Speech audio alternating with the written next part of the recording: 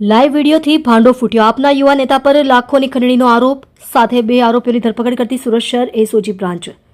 સુરત શહેરમાં આમ આદમી પાર્ટીના યુવા વિંગના મહામંત્રી શ્રવણ જોશી અને તેમના સાગરીત સંપત ચૌધરી વિરુદ્ધ સસ્તા અનાજની દુકાનદારો પાસેથી લાખોની ખંડણી વસૂલવાના ગંભીર આરોપ સાથે ફરિયાદ નોંધાઈ છે. ભ્રષ્ટાચાર વિરોધી હોવાનો દાવો કરનાર શ્રવણ જોશી પાર્ટીનો ખેસ પહેરી દુકાનો પર જઈ લાયસન્સ રદ કરાવવાની ધમકી આપતો અને વિડીયો બનાવી સેટલમેન્ટના નામે હપ્તાખોરી કરતા હોવાનો પર્દાફાશ થયો છે.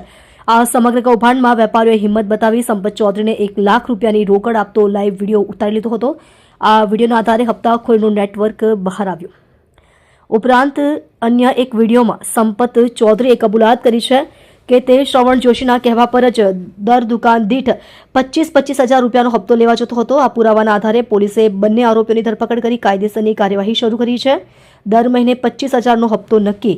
આરોપ છે કે શ્રવણ જોશી અને સંપત ચૌધરી વિસ્તારમાંની સસ્તી અનાજની દુકાનોને ધમકાવી દર મહિને હપ્તાની માંગણી કરતા હતા. વેપારીઓએ કંટાળ્યા વખતે આરોપીઓને રંગે હાથ પકડાવવાની યોજના બનાવી હતી.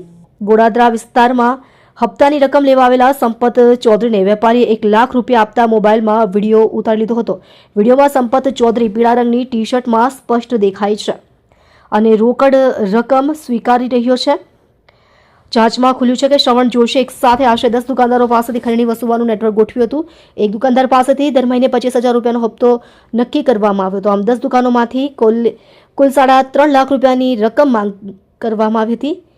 આરોપીઓને ડરાવવા માટે શ્રવણ જોશી આપનો ખેસ પહેરી દુકાને જઈ લાયસન્સ રદ કરાવવાની ધમકી આપતો અને સોશિયલ મીડિયામાં વિડીયો બનાવીને વેપારીઓની સામાજિક પ્રતિષ્ઠાને નુકસાન પહોંચાડતો હતો. ત્યારબાદ સેટલમેન્ટ માટે પોતાના સાગરીત સંપત ચૌધરીનો સંપર્ક કરવા કહેતો હતો.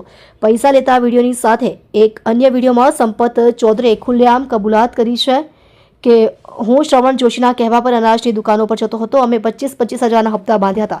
અત્યાર સુધીમાં 1.5 લાખ રૂપિયા લીધા છે. આમાં અમારો કોઈ ભાગ નથી. બધા જ પૈસા શ્રવણભાઈના છે. આ કબૂલાથી શ્રવણ જોશીની મુશ્કેલીમાં વધારો થયો છે. પોલીસ મુજબ આરોપીઓ ખંડણી વસૂલવા માટે સોશિયલ મીડિયાનો હથિયાર તરીકે ઉપયોગ કરતા હતા. આ અંગે ડીસીપી રાજદીપસિંહ નકુમે જણાવ્યું હતું કે અનાજ દુકાનદાર એસોસિએશનના સભ્યો ફરિયાદ લઈને આવ્યા બાદ તપાસ હાથ ધરાઈ હતી. 10 દુકાનો દીઠ 3.5 લાખની માંગ સામે પહેલા 1 લાખ રૂપિયા આપવાનું નક્કી થયું હતું અને તે સમયે લેવાયેલો વિડીયો પણ સામે આવ્યો છે.